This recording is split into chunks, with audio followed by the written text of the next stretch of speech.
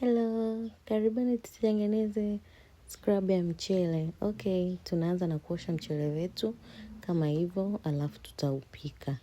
Upike peka uive, upika tu mchele usiweke chochote.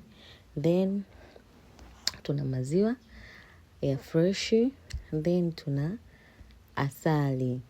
Asali pia tutaitumia. Okay, ukishapika mchele wako utakuwa kama hivyo, utakuwa umeiva. Alafu tutaenda kusaga na maziwa. Kwa hiyo utachukua mchele, utachukua na maziwa pia ili tukasage. Okay, blendi kama hivyo, saga mpaka mchanganyiko uchanganyike vizuri. Kama ukipenda usilainike sana ni sawa, kama utaulainisha sana ni sawa. Okay, mimi nimependa uwe hivyo.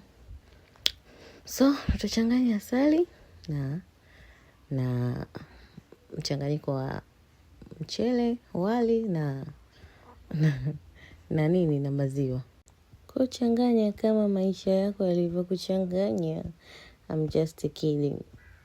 Okay, changanya tu vizuri mchanganyiko wako. Msinifokee jamani. Okay. Yeah, changanya kama hivyo, taratibu.